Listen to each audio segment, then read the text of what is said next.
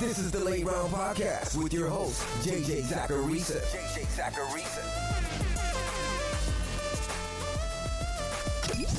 What's up, everyone? It's JJ Zachariason, and this is episode 812 of the Late Round Fantasy Football Podcast, sponsored by FanDuel. Thanks for tuning in. I had a feeling that last week's sleeper show was not going to go well, and it wasn't great. Tank Dell didn't do anything. Quentin Johnson had a higher target share, but he wasn't productive. Luke Musgrave got concussed, so that's not an L from a process standpoint, but an L from a result standpoint. Tyler Boyd didn't get anything going despite a 26% target share. Gerald Everett, bad streaming option. Roschon Johnson, not a great option either. Now on the bright side, CJ Stroud did come through again. Matt Breida was the RB16 in PPR formats. And Curtis Samuel as a deeper play, he came through. But I felt it going into the week. I mentioned on the show that it was a tough week, and it ended up being the worst sleeper show of the year. Let's try to get back on track here in week 5. The first tier of players consists of guys who are rostered in just 10 to 50% of Yahoo leagues, so more often than not, you can add them in your league. I'm going to kick things off at quarterback and go with the guy playing on Thursday night, and that's Sam Howell. The Commanders are at home, and they're currently 5.5-point favorites. According to FanDuel Sportsbook, Washington has the 7th best implied team total this week at 25 points. That's because they're playing Chicago. The Bears have been the 7th most advantageous matchup for fantasy quarterbacks to start the year. They've allowed 3 top 10 performances. The Commanders rank 31st in pressure rate allowed. That's been a huge problem for them. But the Bears are currently 30th in pressure rate on defense. So Sam Howell, to me, in this matchup, is the top streamer of the week. Josh Dobbs is another player that you could look to. I mentioned Dobbs in the 15 transaction show because he's been really getting it done on the ground. He's averaged 48 rushing yards per game over his last 3. Now he gets Cincinnati. The Bengals have been slightly below average against the pass this year, according to passing EPA per dropback allowed. And they've been the 8th best matchup when looking at adjusted fantasy points allowed. I think there is some worry that Arizona won't actually trail in this game. That might lead to fewer scrambles for Josh Dobbs. But he's playing well, he makes sense as a streamer. Now moving on to running back, it's a total S show. You can first look at Samaje Perine and Jaleel McLaughlin, assuming Javonte Williams is out. I have Perine ranked ahead of McLaughlin, just barely. That might be a little bit controversial, but he did play more snaps last week. Either way, they both get the Jets in week 5. And New York's been a pretty ordinary opponent when looking at adjusted fantasy points allowed to running backs. They've been totally average in rushing yards over expected allowed per rush too. And one of the things that's kind of intriguing here is that the Jets are 2nd in adjusted target share allowed to running backs this season. So teams are using their running backs through the air against New York at a higher than normal rate. Maybe that makes McLaughlin a little bit more intriguing because he saw more targets per route run last week, but it's just a little bit of an added bonus for both of those guys. I think they're both in the RB3 range this week. And you could look at Ezekiel Elliott. Clearly, I'm not totally enthusiastic about a play like this, but he did see a very slight increase in snap share from week 3 to week 4. It rose by about 6 percentage points. And he ended up with his best route participation last week of 44%. That was up from 21% the week prior.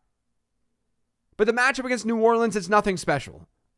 This is really just a recommendation that's volume-based during a bye week where there are few alternatives.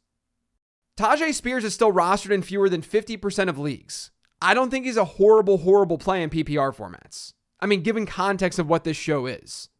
Spears has hit a 12% target share in 3 of 4 games this year, and he saw his best route participation in week 4. He actually has the 8th best target share at running back across the entire league to start the year. Now, like Ezekiel Elliott, this isn't a call out because the matchup's great. It's just to say that Spears is getting some work, and he's explosive enough where he can pay off with one big play. Moving on to wide receiver, I'll start with a 15 transactions guy, Tyler Boyd. Boyd is still out there in 59% of Yahoo leagues. He gets an Arizona team this week that's been pretty average for wide receivers to start the year. Assuming Boyd continues to play heavily in the slot without T. Higgins, that's not a bad thing. The Cardinals this year have allowed the 9th highest concentration of targets to go to that area of the field. He's coming off a game where he had a 26% target share. That alone makes him worthwhile for a show like this. In that same game is Michael Wilson, another 15 transactions player. Wilson played a similar role that he's played all year in week 4, but the production finally matched. He saw 17% of Arizona's targets, and he found the end zone twice. Now, I don't think we're going to see that kind of performance each week, but the Bengals have been a good matchup for wide receivers and passing attacks this year. So if you're in some trouble, he makes sense. Another rookie seeing an uptick in work recently is Rashee Rice. This could have easily been one of the 10 trends from yesterday's show. But Rice has seen his route participation jump to over 50% over the last 2 weeks. During weeks 1 and 2, that number was closer to 20%. Among all wide receivers with at least 20 routes run this year, Rashee Rice leads all of them in targets per route run. That's resulted in target shares of 19% and 17% over his last 2. And an offense led by Patrick Mahomes, and in a really good matchup against the 5th worst team in adjusted fantasy points allowed to wide receivers, I like Rashee Rice this week. And then finally in this tier at wide receiver, I'm going to go with Wan'Dale Robinson. Robinson has now been targeted on 29% of his routes run.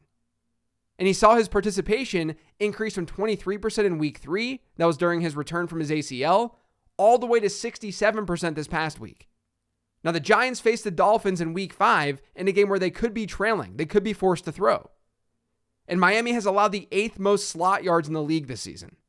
They've also seen the 8th highest target rate to that portion of the field. And Robinson, thus far in 2023, he's run 86% of his routes from the slot. Not only is he someone that you should have rostered, but he's not a bad bye-week fill-in this week. Zach Ertz still leads all tight ends in target share, and he gets the Bengals this week. Cincinnati ranks 10th in adjusted target share allowed to tight ends so far this year, and they're the second best matchup in adjusted fantasy points allowed. You've got to follow the volume when you're streaming tight ends first and foremost. Zach Ertz has that. Luke Musgrave should be back this week after his concussion, largely because the Packers have more time to rest because they played last Thursday. Musgrave gets a plus matchup against the Raiders, and as we know, he's been heavily involved this year in that offense. All that stuff I talked about last week for Musgrave, it still applies to this week. He's had strong route participation. He's had a decent target share. All of that still applies. So he's a nice streamer here in week 5. The next group of players, we're digging deeper. These are guys rostered in fewer than 10% of Yahoo leagues who might deserve a lineup spot this week. I hope not, but bye weeks are here. You never know. We're going to start with a quarterback, Zach Wilson. I know, it's Zach Wilson. But he looked competent in week 4. And week 5 is a matchup against Denver. Every quarterback to face the Broncos this year has finished top 15 in weekly scoring. And Denver ranks 31st in passing EPA allowed per dropback, 5th in air yards per attempt allowed, 23rd in pressure rate, 29th in sack rate, and they've given up the most touchdowns in the league. I like the other guys that I talked about earlier more than Wilson, but in this tier, he's a very logical choice. Now, it's very, very difficult to find running backs this far down the list. But I'm going to shout out Ronnie Rivers as a massive, massive desperation play. Like, you've got to either be in a 32-team league or have one of the worst rosters on the planet to use Ronnie Rivers this week. But it does give me a chance to talk about Rivers' uptick in work this past week. Rivers saw his snap share go to 28% from 2.5% week over week. His target share this past week was 5%. It had been 0% the previous week. And he saw 26.5% of the Rams' rushes. He hadn't carried the ball once all season long before week 4. Now, Kyren Williams apparently suffered a hip contusion, but was able to finish that week 4 game. If that lingers at all, though, maybe the Rams don't give him as big of a workload. And if their week 5 game gets out of hand against the Eagles, which is possible, maybe they decide to use Rivers a little bit more as a result. It's just rough out there for these under 10% running backs. At wide receiver, I mentioned this on the 10 Trends episode, but Jalen Hyatt got more run in week 4. He saw a 60% route participation and a 6.5% target share. Now, it would take a whole lot of faith to trot him out this week. You're basically assuming that this trend continues and that they use him more and more. But he does get Miami. And like I said with Wan'Dale Robinson, a game against the Dolphins could force a pass-heavier script. But of the 2 Giants wide receivers, I'm definitely playing Wan'Dale Robinson over Jalen Hyatt. Now, if you don't want to take that big of a risk, which I totally understand, you could look at Josh Downs. He's seen target shares of 18%, 16%, 29%, and 13% so far in the season. That equates to about a 20% target share in that Colts offense. Indianapolis gets Tennessee this week. The Titans rank 4th in adjusted fantasy points allowed to wide receivers. They've also been 11th in percentage of targets funneled to the slot. And that's where Downs has played 84% of his snaps. So I do think that Downs is a reasonable deep sleeper. And then lastly, I'm going to go with Tyler Conklin as my deep tight end streamer this week.